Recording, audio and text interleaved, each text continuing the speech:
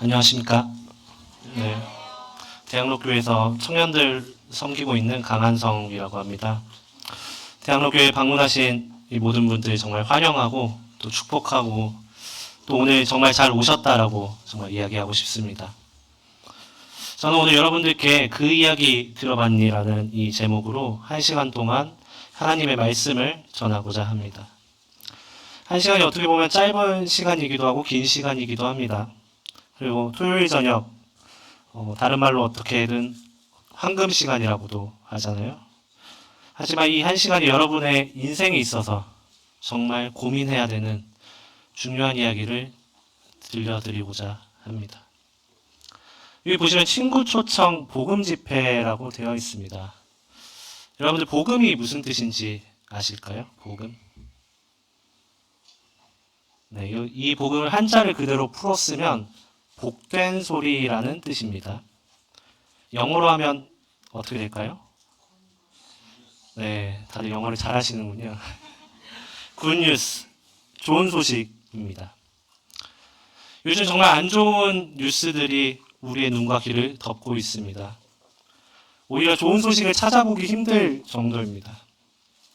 세상은 정말 발전하고 문명은 발달한다고 하는데 우리의 주변에는 무엇이 일어나고 있습니까? 오늘 아침 제가 이 핸드폰을 통해서 뉴스를 보니까 어제 모스크바에서 이제 테러로 정말 수십 명이 사망했다라는 이런 소식을 보게 되었습니다. 우리 이웃 나라에서는 전쟁이 발발하고 있고요. 또 우리들 가운데서는 온갖 범죄, 또 어떤 빈부격차, 세대 간의 갈등, 남녀 간의 갈등, 이념 간의 갈등이 우리 가운데 있는 것을 보게 됩니다. 많은 부를 획득했던 사람도 또 많은 인기를 누리던 사람도 갑자기 인생을 스스로 마감했다라는 이런 안타까운 소식들을 우리가 보게 됩니다. 그럼 이것들을 차치하고 지금 여기 계신 여러분들의 삶은 어떻습니까?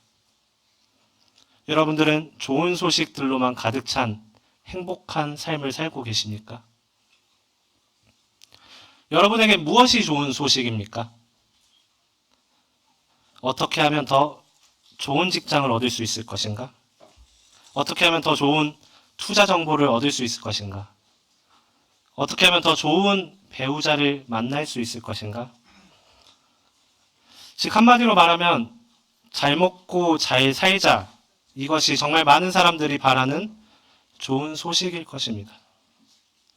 하지만 저는 오늘 여기서 여러분들에게 좋은 직장을 가져다 줄 수도 없고 또 어떤 좋은 투자 정보를 알려줄 수도 없고 좋은 배우자를 소개시켜 드릴 수도 없습니다. 그리고 혹시 그것을 말하는 사람이 있으면 여러분들 그분은 경계하시길 바라겠습니다. 저는 몇 개월 전 둘째가 태어났습니다. 둘째가 태어났고 여기 있는 분들과 동일하게 치열하게 육아도 하면서 동일하진 않나요? 네. 어쨌든 치열하게 육아도 하면서 직장도 다니고 있는 아주 평범한 사람입니다. 말을 잘하는 사람도 아니고 또 여기 있는 여러분들보다 어떤 지식이나 삶의 지혜가 뛰어난 사람도 아닙니다. 즉 다시 말해서 제가 지금 이 자리에 선 것은 저의 논리나 저의 지식으로 여러분들을 어떻게든 설득시키고자 이 자리에 선 것이 아니라는 사실입니다. 여러분들 뉴스를 보실 때 아나운서를 보십니까? 아니면 뉴스의 내용을 들으십니까? 네, 물론 여기 계신 분 중에 아나운서를 보시는 분도 있을 수 있을 것입니다. 하지만 중요한 것은 무엇일까요? 뉴스의 내용이겠죠. 그리고 그 뉴스가 사실인지 거짓에 대한 여부는 그 뉴스가 말하고 있는 내용의 진위 여부를 판단해 봐야 될 것입니다. 제가 전하고자 하는 좋은 소식, 좋은 뉴스, 그것은 바로 이 성경책에 기록된 것입니다. 여러분들에게 들려드리고 싶은 많은 이야기가 있습니다. 하지만 그것을 제가 1시간 안에 모두 할 수는 없습니다. 오늘 이야기를 들으시고 나의 인생은 어디서 오고 또 어디로 가고 있는가? 정말 죽으면 끝일까? 죽어봐야만 아는 것일까? 이런 해답을 얻고 싶으신 분들이 있다면 반드시 이 성경책을 찾아보시기 바랍니다. 그리고 여기에 여러분들께 도움을 드릴 수 있는 많은 분들이 계십니다. 언제든지 찾아오시기 바라겠습니다. 자, 그러면 이야기를 시작해 봅시다. 모든 사람은 죽음을 향해 달려가고 있다. 우리가 가장 먼저 인지해야 할 사항은 무엇이냐면요. 사람은 누구나 죽는다입니다. 사람은 누구나 죽는다는 것입니다. 좋은 소식을 전해준다고 하면서 왜 죽음부터 이야기하시나요? 여기 계실 분들이 대부분이 20대이시겠죠? 아니면 30대이실 것 같습니다. 내 나이가 20대, 30대인데 벌써부터 죽음을 생각해야 되나요? 요즘 평균 수명이 80부터 90세까지 되는데 또 어떤 불의한 사고나 불의한 질병이 내 삶에 닥칠 가능성은 굉장히 희박한데 그리고 지금 해야 될 것도 굉장히 많은데 내일 남겨둔 아까 말씀하신 것처럼 과제도 있는데 당장 내 삶에 그것은 중요한 문제가 아닌데 많은 사람들이 이와 같은 생각으로 죽음이 절대로 찾아오지 않을 것처럼 살고 있습니다. 그러나 사람이 죽으면 어떻게 되는가? 죽음 위에 무엇이 우리를 기다리고 있는가? 이것은 정말 중요한 문제라는 것입니다. 죽음 이후의 삶이 무엇인지 정확하게 안다면 우리의 삶은, 여기 계신 여러분들의 삶은 180도 변할 것입니다. 죽음이라는 주제가 너무 버겁고 어려우신가요? 다들 표정이 굳어 있으신데 그러면 삶에 대해서 먼저 한번 이야기해 봅시다. 여러분들은 어떻게 살아갑니까? 질문이 어렵죠? 무엇을 위해 살아갑니까? 10년 전쯤에 크게 유행하던 한 단어가 있습니다. 여러 TV 프로와 언론 매체에서 이 단어에 집중하기 시작했고 또 많은 사람들이 이 삶을 모토로 삼았습니다. 바로 YOLO라는 단어입니다. You only live once. 발음이 못해서 죄송합니다. 무슨 뜻인가요? 인생은 한 번뿐이다 라는 단어입니다. 사실 굉장히 성경적인 단어입니다. 그런데 변질되었죠. 인생은 한 번뿐이니까 우리 그 이후를 한번 생각해보자 이렇게 갔으면 참 좋았을 텐데 어떻게 갔나요? 인생은 한 번뿐이니까 우리 열심히 즐겨보자. 또 이런 단어를 쓰죠. 인생을 어떻게 하면 더 열심히 즐기고 더 플렉스하게 살 것인가. 여기 계신 분들이 대부분 젊은 세대들이기 때문에 좀 이런 단어들을 쓰겠습니다. 네. 한 번 사는 인생인데 남들보다 더 뽐내는 인생을 한번 살아보자. 이런 이야기들을 같이 하곤 했습니다. 요즘 이 단어가 많이 사라졌어요. 코로나 시대를 겪으면서 사람들은 이게 답이 아니라는 것을 알게 됐습니다.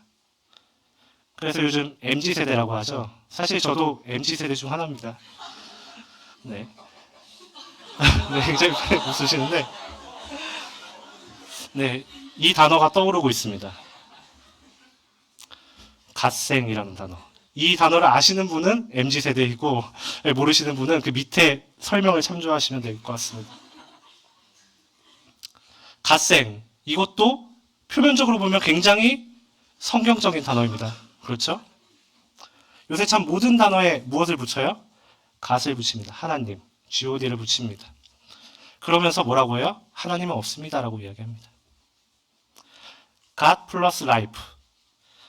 갓생이란 말을 그대로 번역한다면 하나님께서 부여해 주신 삶으로 살아가자 이 단어로 쓰였으면 참 좋았을 텐데 그저 부지런히 열심히 살아보자라는 뜻으로 요새 젊은 사람들이 많이 사용하고 있습니다.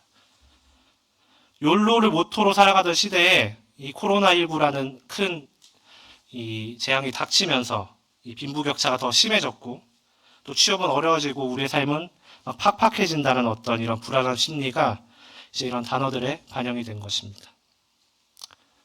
재미있는 사실은 욜로라는 단어 이전에 무슨 단어가 또 유행했는지 아시나요?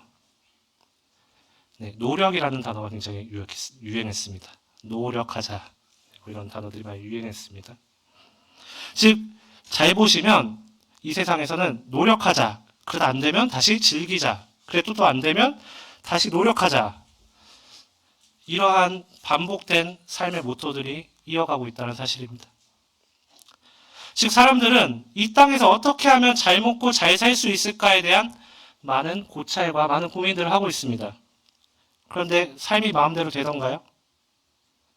그랬으면 단어가 하나로 정해졌겠죠. 여러분들 인생의 답이 찾아지시던가요? 지금 너무 바빠서 그 답을 찾을 시간이 없으신가요? 세상 어디에서도 죽음 그리고 그 이후에 대해서 이야기하지 않고 있습니다. 왜냐하면 그것은 너무나 재미없는 주제이고 너무나 고리타분한 주제로 느껴지고 있기 때문입니다. 그러나 사람은 누구나 예외 없이 죽음을 향해 달려가고 있습니다. 그 죽음을 달려가는 과정 중에 어떤 사람은 부자로, 어떤 사람은 가난하게, 또 어떤 사람은 유명한 사람으로 살아갈 뿐입니다. 결국의 목적지는 한 곳입니다. 성경은 이렇게 말하고 있습니다. 한 번 죽는 것은 사람에게 정하신 것이요 그 후에는 심판이 있으리니. 다시 한번 말하지만 우리가 가장 먼저 알아야 되는 것은 내가 반드시 죽는구나 라는 사실입니다. 어떤 사람은 말하죠. 죽으면 끝이다. 그러니까 이 땅에서 열심히 살면 되는 것이다 라고 말합니다. 여러분들도 그렇게 생각하시나요? 죽으면 끝이라고 생각하시나요? 여러분들 장례식 가보신 적 있으시죠? 장례식 가면 보통 상주에게 뭐라고 이야기합니까? 네, 말해보신 적 없으세요? 보통 고인의 명복을 빕니다. 뭐 이런 말을 많이 하죠. 죽으면 끝인데 고인의 명복이 어디 있습니까? 한번 다시 생각해 봅시다. 우리가 정말 죽으면 끝이라면 우린 다시 흙으로 다시 돌아가는 것인데 이렇게 아둥바둥 힘들게 살아갈 필요가 있겠습니까? 우리의 삶을 돌아보면서 보통 이제 후회하고 안타까워하죠. 근데 그럴 필요가 있을까요? 어차피 죽으면 끝인데. 죽음 이후에 무엇이 있을지는 죽어봐야 안다. 이런 무책임한 말로 여러분들의 인생을 미궁 속으로 넣지 않길 바라겠습니다. 내 삶이 어디서 오고 어디로 가는지 여러분들이 정확하게 아신다면 저는 장담할 수 있습니다. 여러분의 삶이 180도 변화됩니다. 그러면 죽으면 끝이 아니라는 것을 당신은 어떻게 말할 건데요? 라고 질문을 하겠죠. 여러분들 어디서 찾으실 것입니까? 누가복음 6장 39절 말씀에 이 말이 있습니다. 소경이 소경을 인도할 수 있느냐? 둘이 다 구덩이에 빠지지 아니하겠느냐?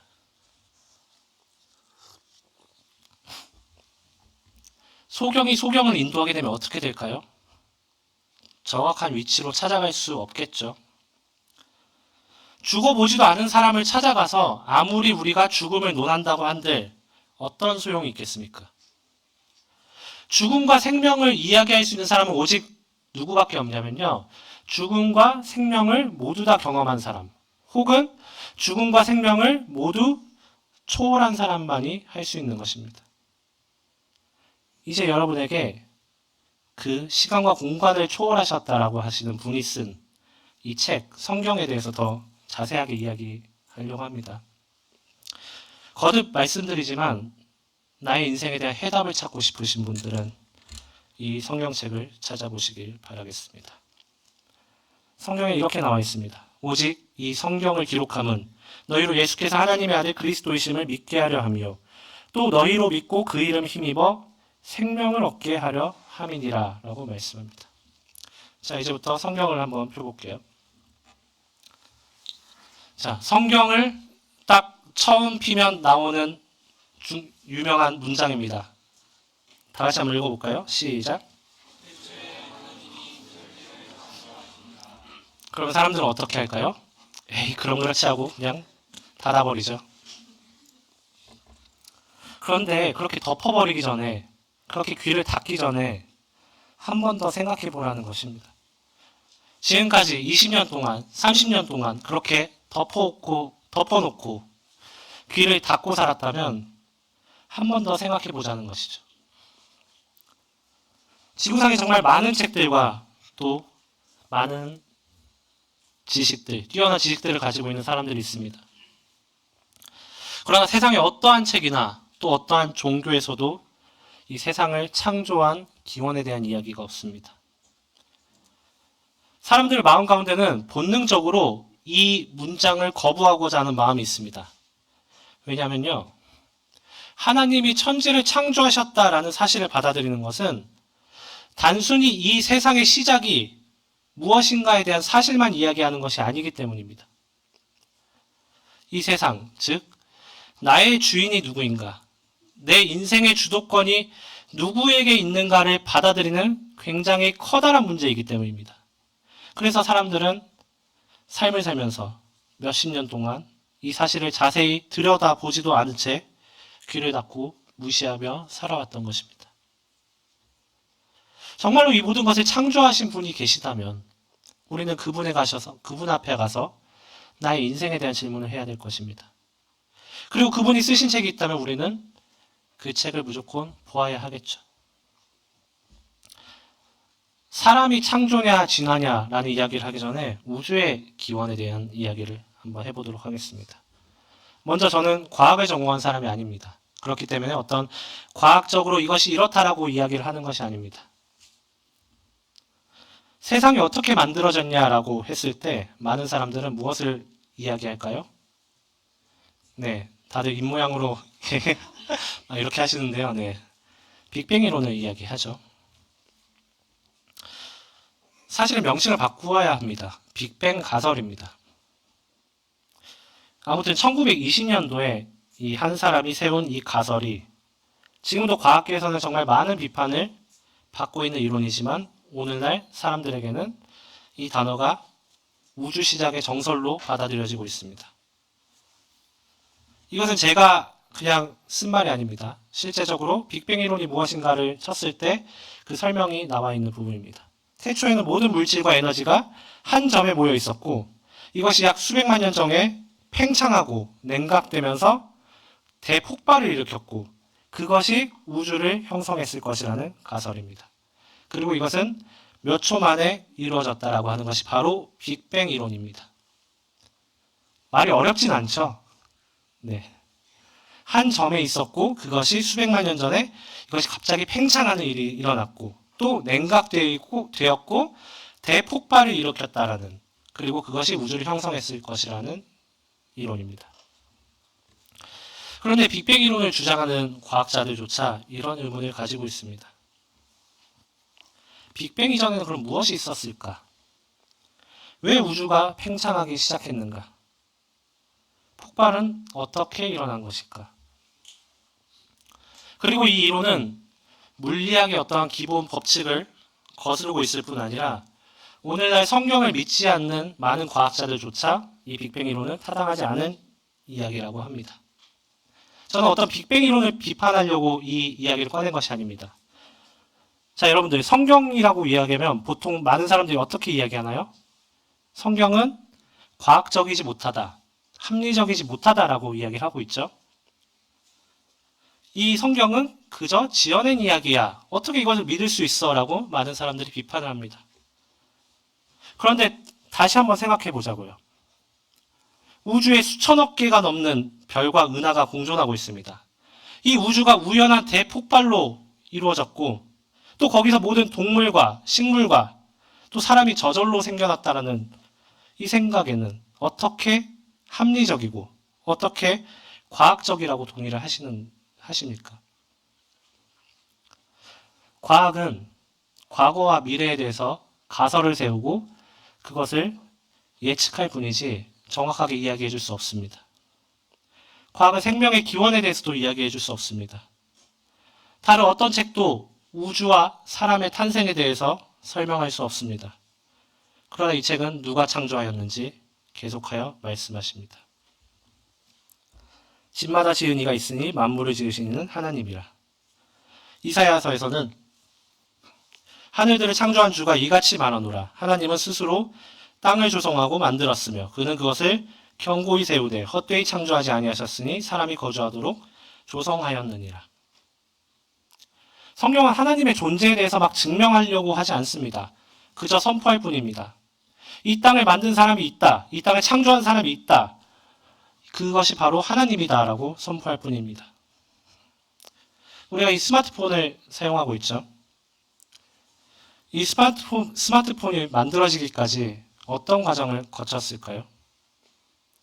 이 스마트폰의 재료인 어떤 유리, 플라스틱, 또 어떤 철, 구리들을 이렇게 모아놨더니 그 순간 어느 순간 그것이 폭발하더니 또 그것이 막 합쳐지더니 다듬어지고 그리고 그것이 핸드폰의 형태가 되었는데 갑자기 전기가 들어오더니 핸드폰이 커지고 또 그 핸드폰을 쓸 수 있는 어떤 프로그램이 저절로 생겨났다라는 이 말은 여러분들 동의하시나요?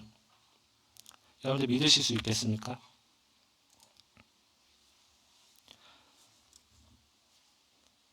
네, 위에 첨조 구절이 잘못됐는데 이사야서 말씀입니다. 너희는 눈을 높이 들어 누가 이 모든 것을 창조하였나 보라 라고 말씀합니다. 그리고 창세로부터 그의 본액이 보이지 아니하는 것들 곧 그의 영원하신 능력과 신성이 그가 만드신 만물에 분명히 보여 알려졌나니 그러므로 그들이 핑계하지 못할지니라고 말씀하고 있습니다. 우리가 눈을 조금만 높이 들어서 맨날 우리는 땅을 보고 걷고 있잖아요. 아니면 스마트폰을 보면서 걷고 있죠. 근데 조금만 눈을 높이 들어서 이 세상을 바라본다면 우리는 하나님이 이 모든 것을 창조하셨다라고 고백할 수밖에 없습니다. 하나님이 만드신 하늘과 땅, 그리고 별들, 그리고 모든 동식물들, 심지어 여름에 우리를 괴롭히는 이 모기들까지 만물은 그들을 지은 분이 계시다라는 것을, 그들을 설계하신 분이 계시다라는 것을 계속해서 우리에게 이야기해주고 있습니다. 저는 IT를 전공했고요. 현재 직장에서도 IT 관련 일들을 하고 있습니다. 이제 일을 하다 보면 열심히 시간을 들여서 어떤 프로그램을 개발하는 일을 하고 있는데요. 프로그램 막 열심히 개발했습니다. 그리고 실행했더니 막 오류가 생기고 동작하지 않는 것입니다. 그럼 이렇게 얘기하겠죠. 왜 이래? 분명히 잘했는데. 이때 이 IT를 전공한 사람들 사이에서 흔히 통용되는 말이 있습니다. 무슨 말인지 아시나요?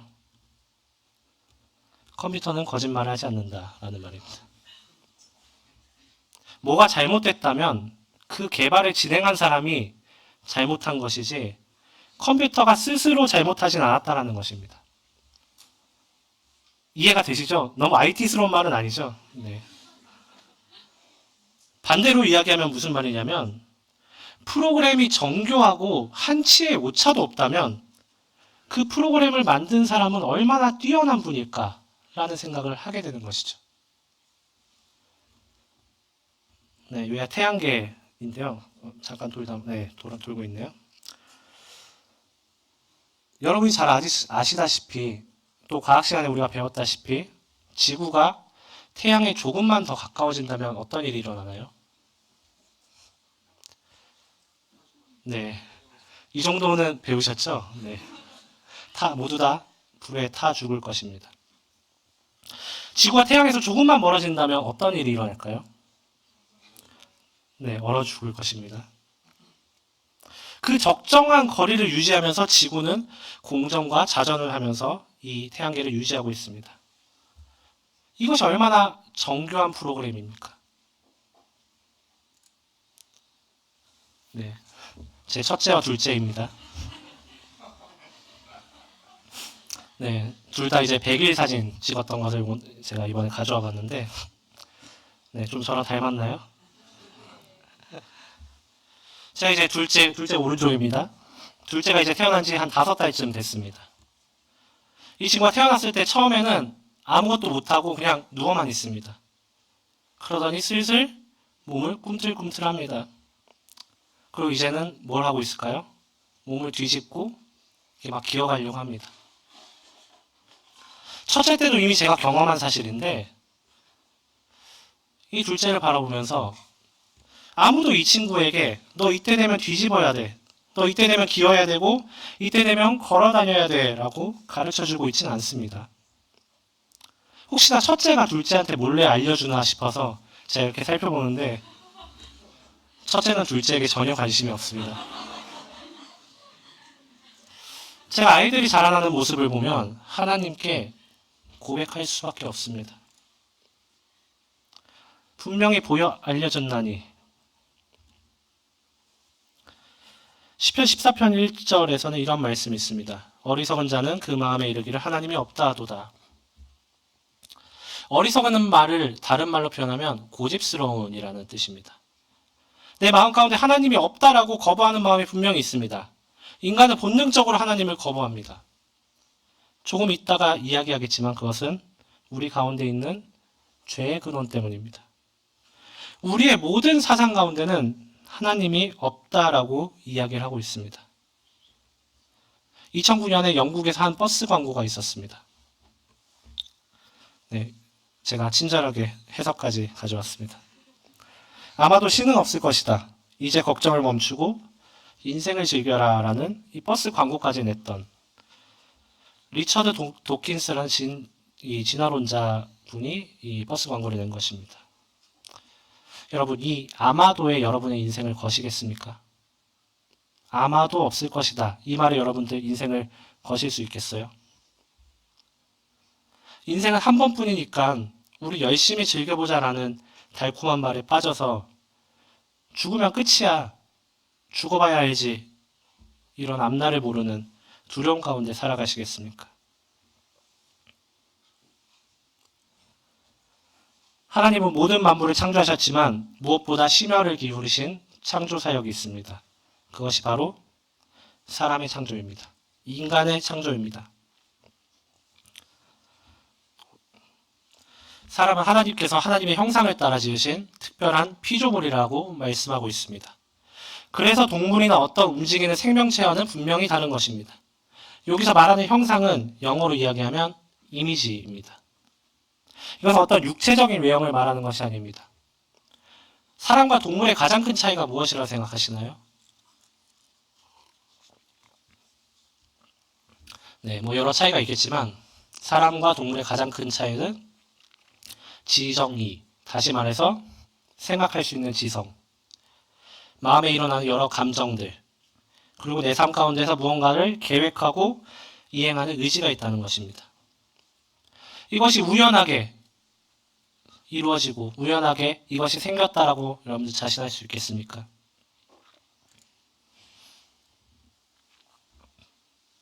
하나님이 무엇이 부족해서 인간을 창조하셨을까요? 이런 말들을 이제 많이 하죠. 하나님은 사람을 하나님의 영광을 위해서 창조하였다라고 말하고 있습니다.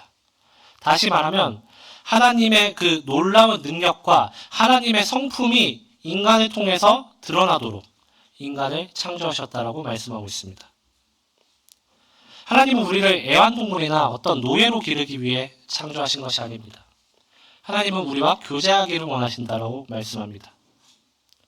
하나님과 사귐을 갖고 하나님이 주시는 참 평안과 그 안식을 누리시길 원하시는 분이라는 것입니다.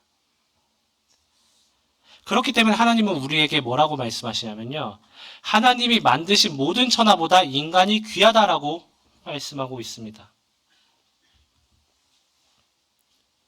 하나님께서 여러 창조 사역들을 하셨습니다. 여러 만물들을 지었는데 특별히 인간을 창조하신 후에 뭐라고 말씀하셨는지 혹시 아시나요? 네, 심히 좋았더라라고 말씀하십니다. 왜 그럴까요? 하나님의 형상을 따라 지었기 때문이겠죠. 하나님은 우리를 보존하고자 하시는 분이고 우리를 보실 때 항상 그 기쁨이 충만하시다고 말씀하고 계십니다. 그럼 하나님께서 사람을 창조하셨다는 의미가 여러분들에게 어떤 의미가 될까요? 하나님께서 정말 사람을 창조하셨다면, 정말 여러분들을 창조하셨다면 그 의미는 무엇일까요? 다시 말해서 이 우주의 은하계와 또 여러 만물들처럼 나의 인생에도 설계자가 있다라는 뜻입니다.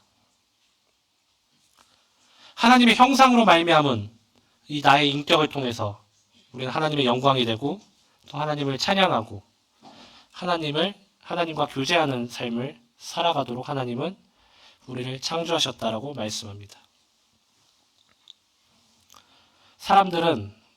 많은 사람들은 이 하나님의 창조 목적, 즉 다시 말해서 인생의 목적을 잃어버리고 살아가고 있습니다. 나의 모든 삶 가운데서 하나님이 없다라고 이야기하고 있습니다. 우리를 창조하신, 우리의 생명의 주인이신 이 하나님이 없다라고 하는 것, 그것이 우리의 죄입니다. 많은 사람들이 이렇게 이야기하죠. 그렇게 사람을 창조하신 분이, 또 그렇게 사람을 사랑하시는 분이 왜 지옥을 만들어서 사람을 심판한다고 하시는가? 천국과 지옥이 왜 있는 것인가 라는 질문들을 많이 하곤 합니다. 우리가 가장 먼저 알아야 될 것은 무엇이냐면 이 지옥이란 공간은 사람을 위해서 만들어진 공간이 아니라는 사실이죠. 사단을 위한 공간이라는 사실입니다. 하나님을 섬기도록 만들어진 천사가 하나님께 반역죄를 지었기 때문에 예비된 공간이 바로 이 영영한 불, 바로 우리가 흔히 이야기하는 지옥이라는 곳입니다.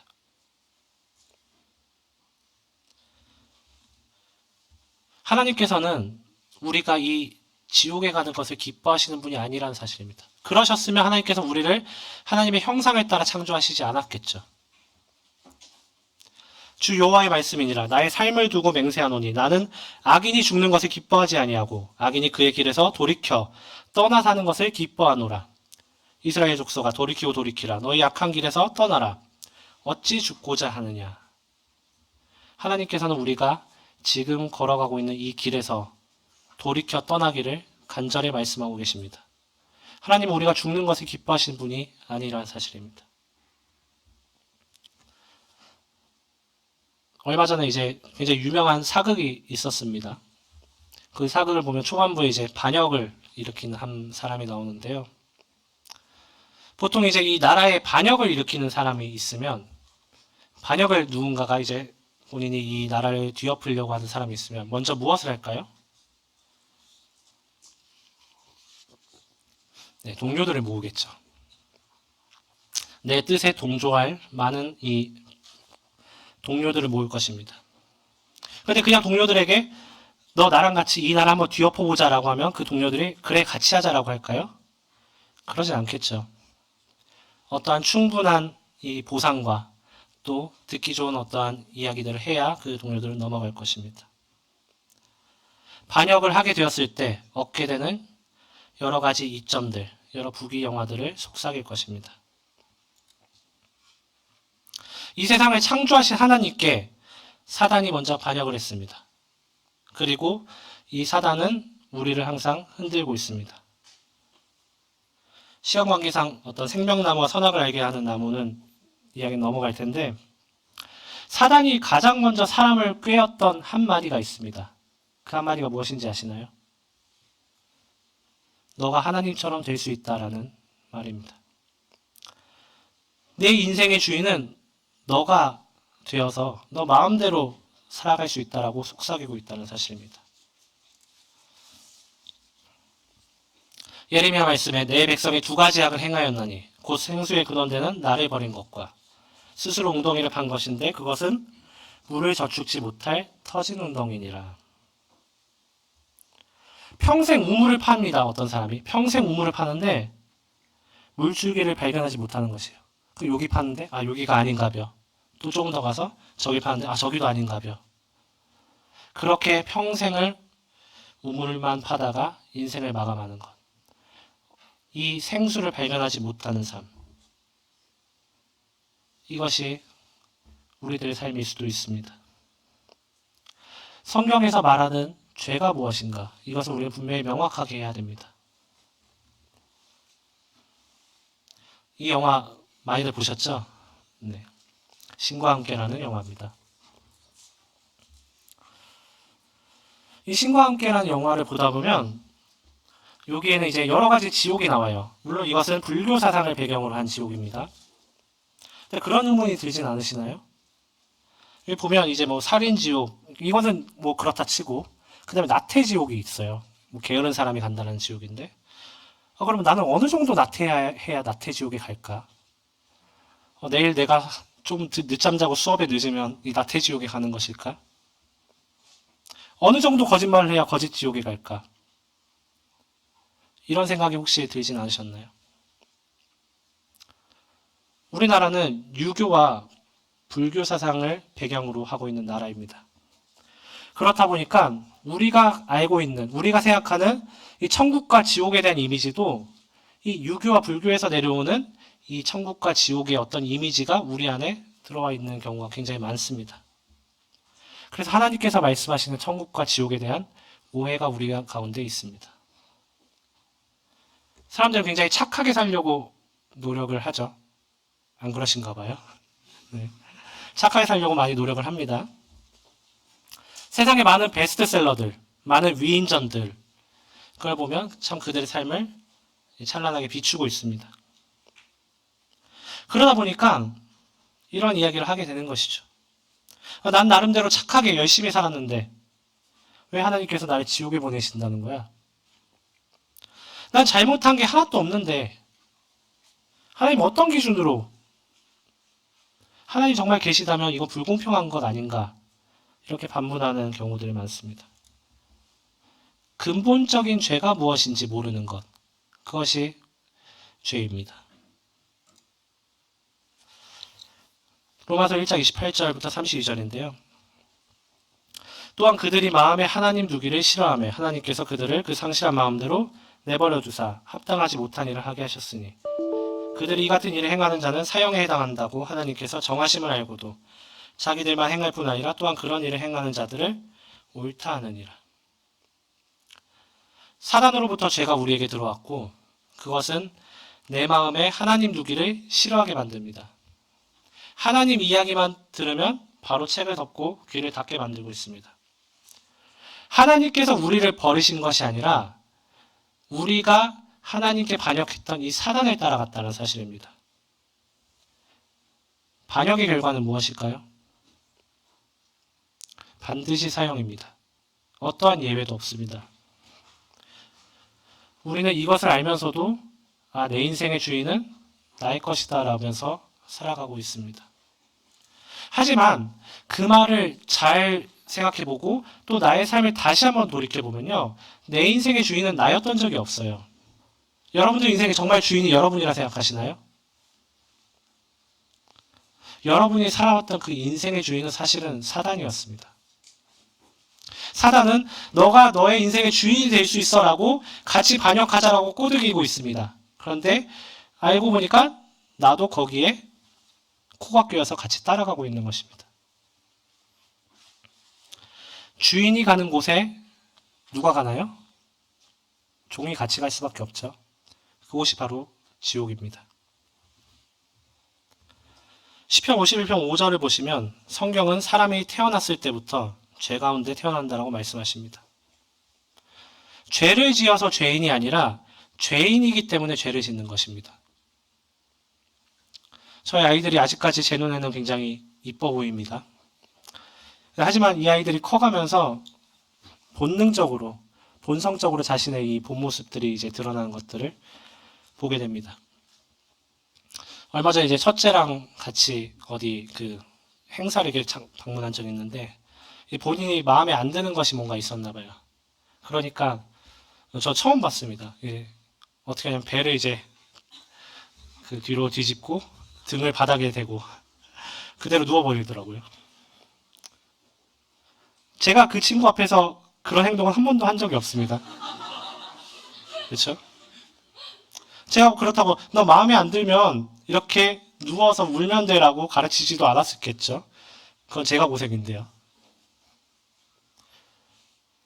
죄를 지어서 죄인이 아니라 죄인이기 때문에 죄를 짓는 것입니다. 우리는 지금 불순종의 아들들 가운데서 역사하는 영, 곧 사단을 따라서 우리의 욕심을 따라 우리의 원하는 것을 하는 본질상 진노의 자녀라고 주님이 말씀하고 계십니다. 우리는 우리가 짓는 어떤 죄의 열매들이 있잖아요. 그런 그 사람에 따라서 이것이 죄라고 생각하기도 하고 죄가 아니라고 생각하기도 합니다. 하지만 이런 열매들 때문에 심판을 받는 것이 아니라 근본적으로 우리는 죄인으로 태어났기 때문에 심판을 받는 것입니다. 사단을 따라가고 있는 이 반역자로 태어났기 때문에 심판을 받고 있는 것입니다.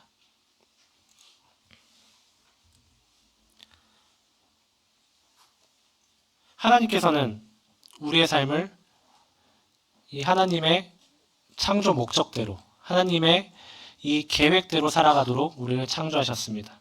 그런데 인간은 그것을 거부하고 하나님을 반역하는 사단을 쫓아가서 함께 하나님을 반역하고 있습니다. 이로 인해서 나와 하나님 사이가 갈라진 것, 하나님의 통치 영역이 아니라 내가 사단의 통치 영역으로 들어간 것, 이것이 우리에게 내려진 심판입니다. 여러분들이 크게 착각하시는 부분이 하나 있어요. 물론 여기 계신 분들은 아닐 거라 생각합니다. 마음이 울적한데 교회 한번 다녀볼까? 하나님 한번 믿어볼까? 예수님 한번 믿어볼까? 마치 내가 판사가 된 것처럼 생각하는 분들이 있습니다. 반역죄를 지은 죄인이 법정에 서서 해야 되는 말은 무엇입니까? 제가 그래도 착하게 열심히 살았는데요. 제가 그래도 반역하긴 했지만요. 불우이웃도 도왔고요. 저 나름대로 부지런히 살았어요. 저 학점 4.0 넘으려고 정말 열심히 살아왔습니다. 이런 증언이 그의 형벌에 영향을 미칠 수 있을까요?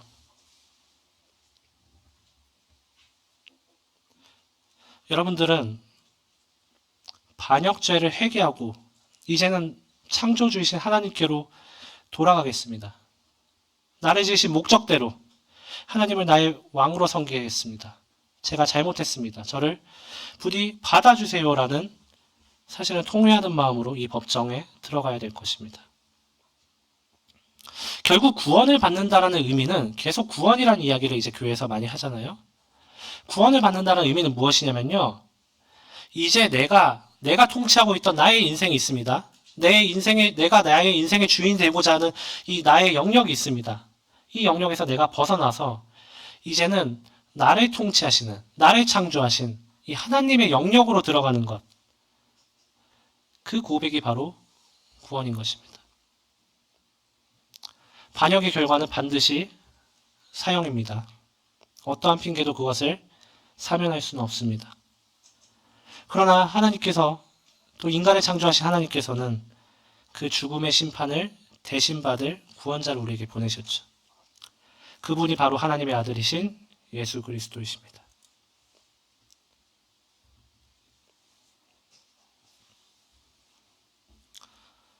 앞서 이야기했듯이 반역의 결과는 반드시 무엇이라고요?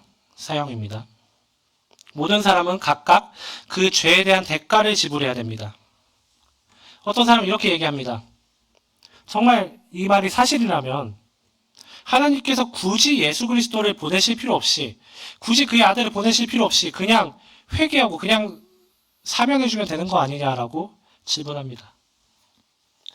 그러나 우리가 분명히 알아야 되는 것은 죄에 대한 대가는 반드시 치러져야 된다는 사실입니다. 하나님께서 분명하게 말씀하신 사실이 있습니다. 무엇이죠? 한 번 죽는 것은 사람에게 정하신 것이요 그 후에는 심판이 있을 것이다 라고 말씀하신 이 어미하신 말씀이 있습니다. 이 말씀에 따라서 죄의 대가인 이 죽음과 심판이 반드시 필요했던 것입니다. 그래서 창조주께서 직접 이 육신을 입고 직접 이 육체의 몸을 입고 이 육체의 죽음과 심판을 대신 받으셨던 것입니다. 하나님께서 처음 사람을 창조하셨던 그 목적대로 영원한 생명을 우리에게 주시고 또 심판에서 벗어나게 하셨다는 사실입니다. 그리고 이 일은 누구도 감당할 수가 없었습니다. 오직 예수님만이 감당할 수 있었습니다. 왜일까요? 죄인이 죄인을 대신하여 죽는 경우는 없죠. 그렇죠? 나도 죄인인데 이 사람도 죄인인데 내가 이 사람을 죄를 대신해서 받겠다라는 것은 이 사람이 죄를 대신 사해 주겠다는 말은 모순적인 말입니다. 오직 의로우신 분, 오직 깨끗하신 분, 예수 그리스도만이 우리의 유일한 구원자가 될 수 있었던 것입니다. 그리고 이 구원은 자신이 죄인이었음을 시인하고 회개하고 하나님 앞으로 나아와서 예수 그리스도께서 나를 위해 죽으셨고 또 다시 부활하셨음을 믿는 자들에게 하나님의 은혜로 주어지는 것입니다. 다른 길은 없습니다. 법정 앞에서 내가 아무리 나의 행동, 나의 재산, 나의 노력들을 이야기한다고 해서 그것이 나의 죄를 절대로 사할 수는 없습니다.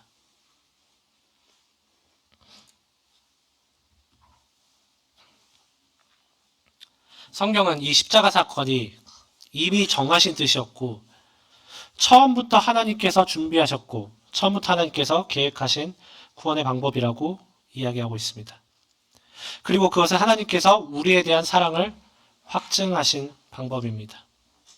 왜냐하면 하나님은 모든 사람이 구원에 이르기를 원하시기 때문입니다. 그것이 바로 하나님의 사랑입니다. 이 하나님의 사랑 앞에 무릎을 꿇으시길 간절히 기도합니다. 예수 그리스도의 죽음과 또 예수 그리스도의 다시 사심으로 말미암아 우리에겐 이제 문이 열렸습니다. 그 문으로 걸어나가기만 하면 우리에게는 사면의 길이 열립니다. 시간 관계상 좀 넘어갈게요.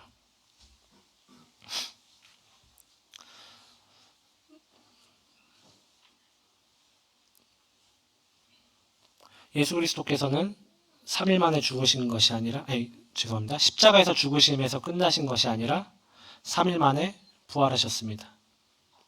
만약에 예수님께서 그냥 십자가의 죽으심으로 끝이 났다면 우리는 똑같이 이런 생각을 할 것입니다. 역시 죽으면 끝인가?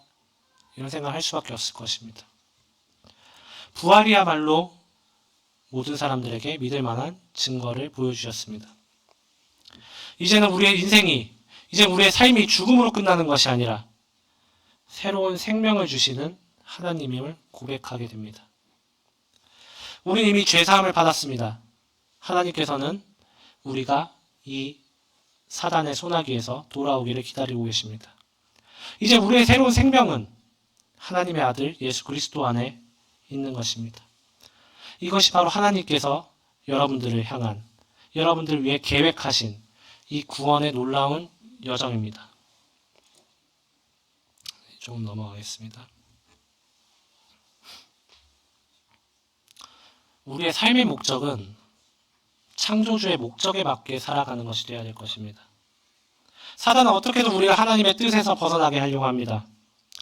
지금 너가 하나님을 찾을 때냐?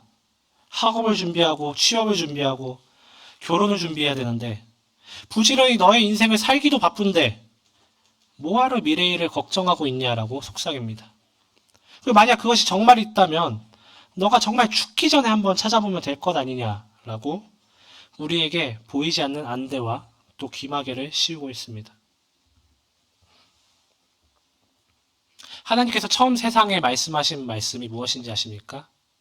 빛이 있으라 하심에 이 말씀입니다.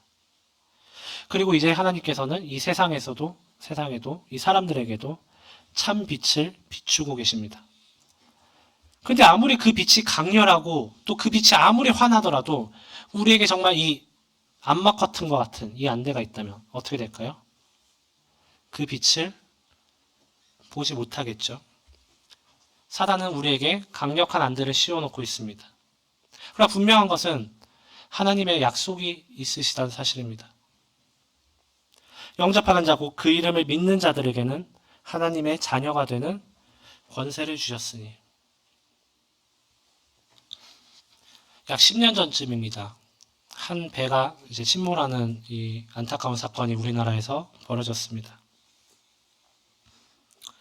그때는 이제 어린 학생들을 포함해서 무려 300명 이상이 목숨을 잃었던 끔찍한 사건입니다. 그런데 이 사건에서 전 국민의 공분을 샀던 것은 바로 무엇인지 아십니까? 네, 선장의 말이었습니다. 제자리에 가만히 있으라. 그는 무려 23번이나 이 이야기를 하였다라고 합니다. 제자리에 가만히 있으라. 지금 너 잘 살고 있잖아. 가만히 있어. 라고 하는 것이 사단의 속삭임입니다. 그럼 이 말은 어떠신가요? 제가 아까 보여드렸는데요. 아마도 신은 없을 것이다. 이제 걱정을 멈추고 인생을 즐겨라. 인생을 플렉스하게 한번 살아봐라.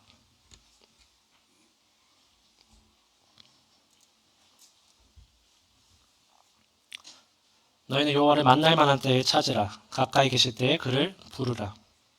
악인은 그의 길을, 불의한 자는 그의 생각을 버리고 여호와께로 돌아오라. 그리하면 그가 긍휼히 여기시리라. 우리 하나님께로 돌아오라. 그가 너그럽게 용서하시리라. 이는 내 생각이 너희 생각과 다르며 내 길은 너희의 길과 다름이니라. 이는 하늘이 땅보다 높음 같이 내 길은 너희의 길보다 높으며 내 생각은 너희의 생각보다 높음이니라.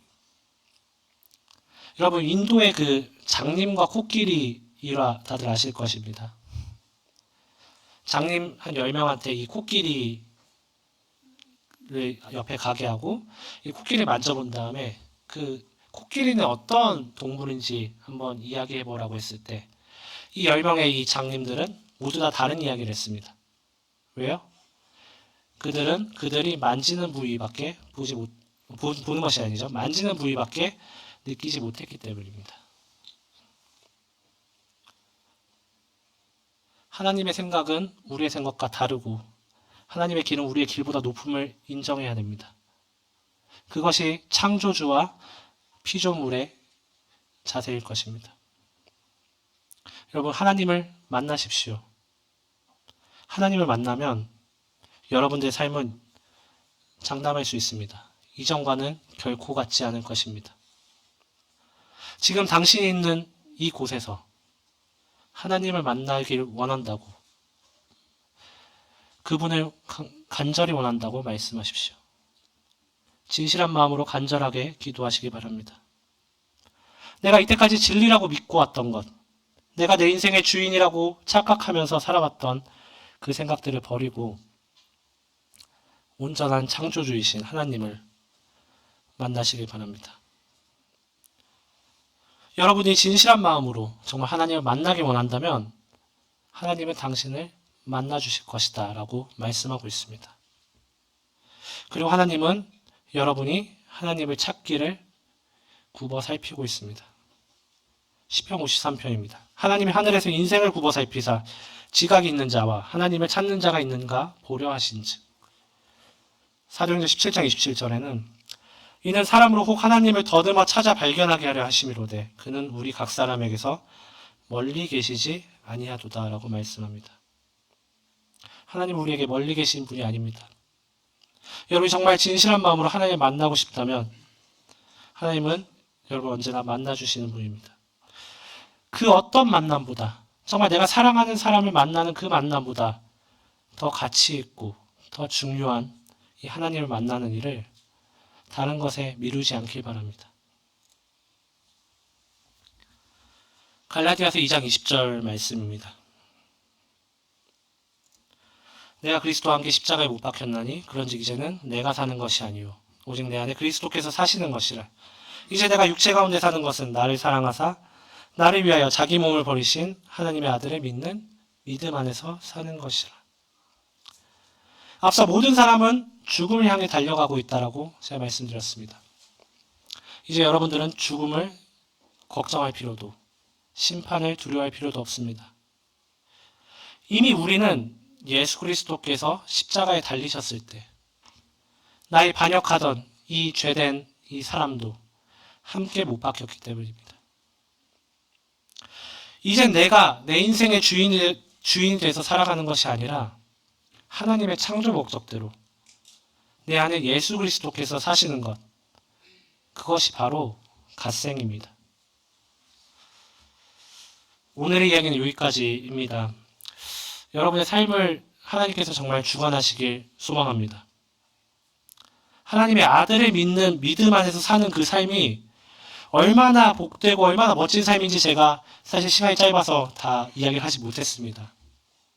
그런데 그 멋진 삶에 대해서 해답이 얻고 싶으신 분들이 있으시다면 반드시 무엇을 찾아보시면 좋을까요?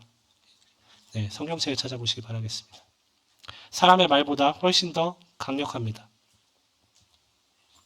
그리고 앞서도 이야기했지만 여기에 여러분들에게 도움을 주실 수 있는 많은 분들이 계십니다.